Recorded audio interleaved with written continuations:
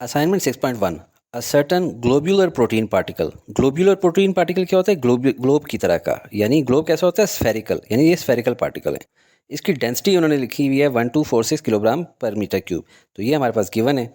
इसके अलावा it falls through water, यानी वो पानी के अंदर गिरता है, और पानी की विस्कोसिटी उन्होंने लिखी हुई है, कोफिशिएंट ऑफ विस्कोसिटी, जिसको ईटा कहते हैं, 8.91 इंटू 10⁻⁴ पास्कल सेकेंड। और इस तरह गिरता है कि उसकी जो टर्मिनल स्पीड होती है, टर्मिनल वेलोसिटी, वो हो जाती है 8.33 इंटू 10⁻⁶ मीटर पर सेकंड। टर्मिनल वेलोसिटी क्या है ये मैं ज़रा समझाता हूँ, लेकिन इससे पहले लास्ट चीज़ के फाइंड करना है हमने क्या? रेडियस। थोड़ा बड़े साइज़ में इसको दिखा दूँ कि रेडियस हमने फाइंड आउट करना है। तो ये देखिए, इनिशियली जब बॉल को हम लोग यहाँ से गिरा रहे हैं, ये जो प्रोटीन का बॉल है, ये इसकी इनिशियल वेलोसिटी 0 मीटर पर सेकंड है। आहिस्ता आहिस्ता इसकी वेलोसिटी जब हमने हाथ से छोड़ा है, तो ये वेलोसिटी इसकी बढ़ना शुरू हो जाएगी। v1 हो जाएगी, v2 हो जाएगी, v3 हो जाएगी, v4 कोई भी वैल्यूज होंगी।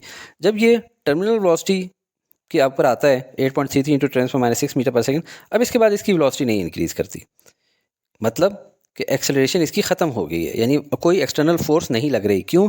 क्योंकि इसका वेट और पानी की जो ड्रैग फोर्स है, इसका जो वेट नीचे लग रहा है और इसकी जो ड्रैग फोर्स पानी के ऊपर लग रही है, वो बराबर होगी। सोल्यूशन की तरफ चलते हैं। फॉर्मूला इसमें टर्मिनल वेलोसिटी का यूज़ होगा 2/9 rho r square g divided by eta. और ये कहाँ से आया है? इसके ऊपर मैं एक पूरी वीडियो बना चुका हूँ, छोटी सी, और बहुत ही इंटरेस्टिंग स्मॉल है, और आपको याद रहेगी। इसकी डेरिवेशन बोर्ड के एग्जाम्स में आ जाती होती है। ज़रा डिस्क्रिप्शन में आपको लिंक मिल जाएगा, इसको देख लें और याद कर लें। ये टर्मिनल वेलोसिटी के दो फार्मूले होते हैं। अगर मास की शक्ल में हो तो ये वाला, और डेंसिटी की शक्ल में हो तो ये वाला। तो हम लोग फिलहाल डेंसिटी की शक्ल वाला फार्मूला यूज़ करेंगे। हमें चाहिए आर, तो आर स्क्वायर को निकालना है, तो बाकी सबको दूसरी तरफ ले जाएं। VT9 और रो एक साइड पे हो जाएगा, VT9 और रो, और नीचे क्या चला जाएगा? VT9 और ईटा एक तरफ चला गया, और नीचे क्या आ जाएगा? 2 रो और जी डिवाइडेड बाय 2 रो और जी। तो आर स्क्वायर के अंदर अब हम आगे चीज़ों की वैल्यूज डालेंगे। VT की वैल्यू क्या है टर्मिनल वेलोसिटी की? 8.33 इंटू 10⁻⁶ मल्टीप्लाई बाय 9 लिखा रहा है। ईटा की वैल्यू क्या है? ईटा की वैल्यू 8.91 इंटू 10⁻⁴ पास्कल सेकेंड, और नीचे की तरफ आ जाएगी 2 मल्टीप्लाई बाय डेंसिटी की वैल्यू 1246 मल्टीप्लाई बाय जी, आपको पता है 9.8। अब ये जो ऊपर 3 ब्लैक में गिवन हैं, हम लोग इनको आपस में मल्टीप्लाई कर लेंगे। तो हमारे पास ये जगह थोड़ी साफ़ कर लेते हैं। तो वैल्यू आ जाएगी 667.98, और जो ब्लू के अंदर मैंने 10 की पावर्स रखी हैं, तो 10⁻⁴ मल्टीप्लाई बाय 10⁻�6, इससे वैल्यू आ जाती है 10⁻10। डिवाइड करेंगे किससे? इन तीनों को आपस में मल्टीप्लाई करें तो हमारे पास वैल्यू आ जाएगी, कैलकुलेट कर लेंगे, 24421.6। ये कैलकुलेटर से कर रहे हैं। अब नेक्स्ट टाइम में हम लोगों ने क्या करना है? 667.98 को डिवाइड करना है इस फिगर से, 24421.6। तो हमारे पास कैलकुलेटर से आंसर आ जाएगा 2.735 इंटू 10⁻²। लेकिन ये 10⁻10 तो हमारे पास रहता पड़ा हुआ है। अब हम लोगों ने नेक्स्ट स्टेप में क्या करना है? 2.735 तो एज इट इज़ लिख लेना है, और इनको कंबाइन करना है। 10⁻10 मल्टीप्लाई बाय 10⁻2 हो जाता है 10⁻12। अब दोनों साइडों का स्क्वायर रूट लेना है, क्योंकि हमें चाहिए रेडियस। लेफ्ट साइड पे तो आ गया आर, राइट साइड पे 2.735 का स्क्वायर रूट क्या होता है? 1.6, और 10⁻12 का स्क्वायर रूट क्या होता है? क्योंकि स्क्वायर रूट आपको होता है 1/2 होता है। तो 1/2 जब मल्टीप्लाई होगा -12 से, तो रह जाएगा -6, तो 10⁻6। तो ओवरऑल जो हमारा रेडियस होगा ग्लोबुलर प्रोटीन पार्टिकल का, वो होगा 1.6 into 10⁻6 metre. Assignment 6.2 the heart pumps blood into the aorta. Aorta कौन सी होती है? जो मेन बड़ी पाइप होती है। दिल यहाँ पे है, दिल से जो है ना, आउर्टा के अंदर, आउर्टा के अंदर ब्लड फ्लो करता है। इसके बारे में कहा जा रहा है aorta has inner radius of 1 centimetre. इसका रेडियस कितना है? 1 सेंटीमीटर। आउर्टा आगे क्या करता है? It feeds 32 major arteries. ये मैंने 4 दिखाई हुई हैं डायग्राम में। टोटल कितनी होती हैं? 32 होती हैं, और उनमें से हर एक आर्टरी का जो रेडियस है वो बता रहे हैं कि होता है 0.21 सेंटीमीटर। तो एक के ऊपर हम लगा लेते हैं 0.21 सेंटीमीटर इसका रेडियस होता है। नेक्स्ट है कि if blood in the aorta travels at a speed of 25 centimetre per second, तो at what approximately what speed does it travel in arteries? के आर्टरीज में से हर आर्टरीज में एवरेज की स्पीड से जाएगा। Assume that blood can be treated as an ideal fluid. तो बहुत आसान सवाल है, लेकिन जस्ट इससे पहले थोड़ा सा कॉन्सेप्ट देखें। हम लोगों ने इक्वेशन ऑफ कॉन्टीन्यूटी में पढ़ी हुई है, एक साइड जिसका क्रॉस सेक्शनल एरिया ज़्यादा हो और पाइप का दूसरा एंड जिसका क्रॉस सेक्शनल एरिया कम हो। यहाँ पे एक साइड पे तो बड़ा है, दूसरी साइड पे बहुत सारे छोटे छोटे हैं। हमारा इसकी इक्वेशन क्या होती थी? A1 यानी एरिया बड़ा है तो वेलोसिटी कम होती थी, जब एरिया छोटा हो जाए तो वेलोसिटी ज़्यादा हो जाती थी। नेट रिजल्ट ये होता था A1 V1 is equal to A2 V2। ये एग्ज़ाम्पल कैसी है, आप देखें जब कभी आपने ज़िंदगी में पाइप से पानी डाला होगा और उसकी जो स्पीड है, वेलोसिटी है पानी के निकलने की कम हो, तो आप क्या करते हैं, आगे से इसका क्रॉस सेक्शन एरिया कम कर देते हैं। क्या करके? अंगूठा रख के। और इससे क्या हो जाता है, स्पीड बढ़ जाती है। ये मिसाल आपके जहन में रही तो आपको हमेशा समझ आएगा कि जहाँ पे क्रॉस सेक्शन एरिया बड़ा है वहाँ पे स्पीड कम है। आपने क्रॉस सेक्शन एरिया जो ही तंग किया तो स्पीड बढ़ गई। अभी आगे हमारे पास कितनी आर्टरीज़ हैं? 32। तो हमारा फार्मूला चेंज हो जाएगा, A1 V1 तो एज इट इज़ रहेगा, दूसरी साइड पे 32 टाइम्स A2 V2 हो जाएगा। और अगर इनके एरिया मुख्तलिफ होते, ठीक है, एरियाज़ अगर मुख्तलिफ होते तो वो इस तरीके से ना होते, फिर होता A3V3 A2V2 plus A3V3 plus A4V4 plus A5V5 इस तरह सो ऑन। लेकिन चूंकि सबका एक ही जितना क्रॉस सेक्शनल एरिया और सब में एक ही जितनी अप्रॉक्सीमेट एवरेज स्पीड का कहा गया है, तो लिहाजा हमारा फार्मूला हो जाएगा A1 V1 is equal to 32 A2 V2। अभी गिवन हम लोग लिख लेते हैं। इनर रेडियस हमें मालूम है ऑर्टा का, इससे हम लोग क्रॉस सेक्शनल एरिया निकाल लेते हैं। A1 is equal to pi r square क्या 0.01 का स्क्वायर और 3.14 पाई की वैल्यू, इनको करेंगे सॉल्व कैलकुलेटर से तो हमारा आंसर आ जाता है 0.000314 metre square. Speed of blood हमें ऑर्टा में मालूम है V1 25 सेंटीमीटर पर सेकेंड। अब दूसरे एंड की तरफ चलते हैं। रेडियस ऑफ आर्टरी क्या है हमारे पास? R2 0.21 सेंटीमीटर, इसको मीटर्स में करेंगे तो 0.0021 मीटर। इसका भी क्रॉस सेक्शनल एरिया निकालना है, उसको हम लोग कह देते हैं A2 पाई आर स्क्वेयर, R2 का स्क्वायर। अब R2 की वैल्यू क्या है? 0.0021, इसका स्क्वायर लेंगे और मल्टीप्लाई कर देंगे 3.14 से, तो इससे हमारे पास आंसर आ जाएगा 0.0000138474 मीटर स्क्वायर। फाइंड हमने क्या करना है? Speed in arteries V2। तो सोल्यूशन में जाते हैं, फार्मूला हम डिराइव कर चुके हैं, A1 V1 is equal to 32 A2 V2। Find हमने करना है V2, तो V2 को एक साइड पे ले जाते हैं, इज इक्वल टू ये किसके हो जाएगा? A1 V1 divided by 32 A2 के। अब इनमें वैल्यूज़ डाल देते हैं, ऊपर A1 V1 की वैल्यूज़ डाल दी, डिवाइडेड बाय 32 और A2 की वैल्यू डाल दी। इसको कैलकुलेटर की मदद से सॉल्व करेंगे, हमारे पास आंसर आ जाएगा 0.177। राउंड ऑफ कर लेते हैं 0.18। यूनिट क्या होगी? मीटर पर सेकंड, और यही आपकी बुक में आंसर है। असाइनमेंट 6.3, पहले मैं आपको डायग्राम दिखाता हूँ, साथ साथ बताता जाता हूँ। Water is flowing smoothly through a close pipe system. ये क्लोज पाइप सिस्टम है, इसमें वाटर फ्लो कर रहा है। At one point the speed is 3 metre per second. यहाँ से जो पानी एंटर हो रहा है उसकी स्पीड है 3 मीटर पर सेकेंड, इसको हम V1 कह देते हैं।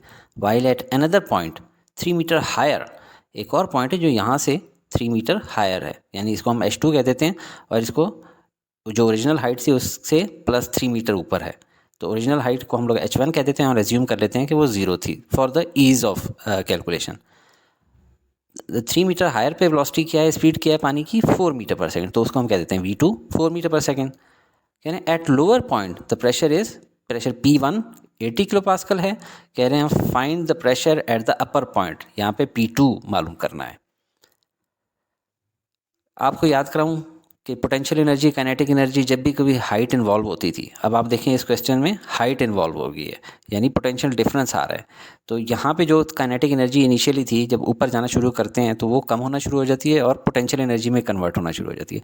यहाँ तक जाते जाते कि यहाँ पे सिर्फ पोटेंशियल एनर्जी रह जाती है, काइनेटिक एनर्जी 0 हो जाती है।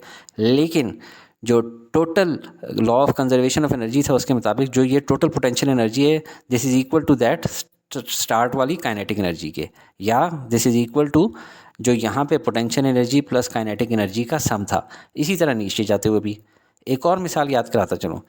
ये बच्ची ने हाथ में बॉल पकड़ा हुआ है, यहाँ पे इसके पास सिर्फ पोटेंशियल एनर्जी है, हाइट है, mgh है। जब ये बॉल को छोड़ती है तो यहाँ पे इसके पास इस टाइम पे दोनों हैं, काइनेटिक एनर्जी भी पोटेंशियल एनर्जी भी, और वो kinetic energy plus potential energy का सम उस पोटेंशियल एनर्जी के इक्वल है जो स्टार्ट में था। जब ये बॉल नीचे यहाँ पे चला जाएगा बिल्कुल टच होने से पहले, तो इसकी पोटेंशियल एनर्जी 0 हो जाएगी, काइनेटिक एनर्जी इसकी मैक्सिमम होगी, लेकिन इन दोनों का सम बराबर होगा उस इनिशियल पोटेंशियल एनर्जी के। ये law of conservation of energy है। इस केस में जहाँ पे फ्लूइड्स इन्वॉल्व हैं तो बर्नौली इक्वेशन काम आती है, और इसमें एक चीज़ का इजाफा हो जाता है जो कि है प्रेशर, और इक्वेशन में मास की जगह डेंसिटी यूज़ करते हैं। अब ज़रा इसको देखें इक्वेशन को। इस पॉइंट पे क्या है? P1 plus half rho V1 square plus rho GH1। डर लग रहा है? नहीं, मत डरें, ये बिल्कुल ऐसा है जैसे हाफ mv स्क्वेयर और ये mgh। दोबारा देखें हाफ एम वी स्क्वेयर और ये एम जी एच, और चूंकि फर्स्ट पॉइंट के लिए है लिहाजा वी के साथ भी 1 और एच के साथ भी 1 लगा दिया, सिर्फ एम की जगह रो लगा हुआ है डेंसिटी, ठीक है। और प्लस इस पॉइंट का प्रेशर भी शामिल हो जाएगा, यानी जो प्रेशर की एनर्जी है plus kinetic energy plus potential energy at point this is equal to higher point के ऊपर जो प्रेशर है plus kinetic energy plus potential energy. लेकिन बर्नौली इक्वेशन में मास की जगह क्या यूज़ हो रहा है, डेंसिटी। अब गिवन हमारे पास क्या है वो लिख लेते हैं। स्पीड ऑफ वाटर हमारे पास 0.1 के ऊपर है 3 metre per second, speed of water 0.2 के ऊपर है 4 metre per second. Height at lower point H1 हमने एज्यूम किया 0 मीटर है, height at higher point 3 metre. Pressure at lower point कितना है 80 किलो पास्कल, इसको अगर पास्कल में करेंगे तो 80,000 पास्कल हो जाएगा। Pressure at higher point P2 कितना है वो मालूम करना है, और डेंसिटी ऑफ वाटर कितनी है 1000 किलोग्राम पर क्यूबिक मीटर। ये मुझे भूल ना जाए पेपर में, ये कैसे याद रहेगी। आपने इस तरह की पानी की टैंकी तो देखी होगी, अक्सर मुख्तलिफ़ जगहों पे ये पाई जाती है। इसकी लेंथ, विड्थ और हाइट, दोबारा बता दूँ, इसकी लेंथ, विड्थ और हाइट तीनों 1 मीटर हैं। तो length multiply by width multiply by height 1 cubic metre होता है। ये इसका वॉल्यूम है जो कि नीचे लिखा हुआ है। और जो इस तरह की टैंकी होती है उसमें कितना वाटर आता है अगर केजीज में हिसाब किया जाए 1000 केजी। तो डेंसिटी कितनी होगी मास पर यूनिट वॉल्यूम, यानी 1000 केजी पर क्यूबिक मीटर। तो ये अब आपको सारी ज़िंदगी याद रहना चाहिए, density of water is 1000 KG पर क्यूबिक मीटर, क्योंकि अक्सर ये क्वेश्चंस में नहीं गिवन होगी। सोल्यूशन की तरफ आते हैं। अब इस इक्वेशन से हम लोगों ने क्या निकालना है, हम लोगों ने P2 निकालना है। तो बाकी सब कुछ हम लोग उधर ले जाएंगे, ठीक है। और हाफ जो है मैं इसको ईज़ के लिए 0.5 लिख लूँगा, ठीक है। तो अभी देखते हैं P2 क्या बन जाएगा। P2 बन जाएगा P2 is equal to P1 plus half rho V1 square plus rho GH1 minus, क्योंकि ये वाली चीज़ें दोनों उधर आ जाएंगी, minus half rho V2 square minus rho GH2, लेकिन हाफ की जगह मैं 0.5 लिख दूंगा। अब देख लें P2 is equal to P1 plus 0.5 rho V1 square plus rho GH1 minus 0.5 rho V2 square minus rho GH2। अब इसमें ये वाली टर्म जिसमें रो GH1 है ये कैंसिल आउट हो जाएगी, क्यों, क्योंकि हाइट 1 क्या हमने नोट की हुई है 0, तो 0 मल्टीप्लाई बाय एनीथिंग इज़ 0। अब इसको सिंप्लीफाई करके दोबारा लिख लेते हैं हम लोग नीचे। अब देखें क्या करना है इसमें, इन दोनों के अंदर कोई चीज़ कॉमन है, हाँ 0.5 इंटू रो, यहाँ पे भी 0.5 इंटू रो, तो इस कॉमन को हम लोग बाहर निकाल लेते हैं और अंदर क्या बच जाएगा V1 square minus V2 square, बाकी वही चीज़ है माइनस रो GH2। अब इनमें वैल्यूज़ पुट इन करते हैं। रो की जगह हम लोग P1 की जगह क्या डालेंगे 80,000, क्योंकि 80 किलो पास्कल का मतलब है 80,000 पास्कल, और प्लस 0.5 रो के अंदर 1000 लिख देंगे। V1 square minus V2 square की जगह क्या आ जाएगा 3 स्क्वायर माइनस 4 स्क्वायर।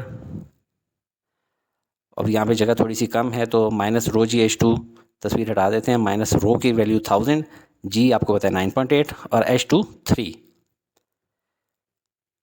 अब 80,000 प्लस 0.5 मल्टीप्लाई बाय 1000 कितना होता है 500, तो ये 500 लिख लिया। 3 का स्क्वायर होता है 9 और 4 का स्क्वायर होता है 16, वो लिख लिया। माइनस 1000 मल्टीप्लाई बाय 9.8 होता है 9800 multiply by 3 as it is. Further solve करेंगे 500 मल्टीप्लाई बाय 9 माइनस 16 क्या होता है -7, और ये 3 मल्टीप्लाई बाय 9800 होता है 29,400।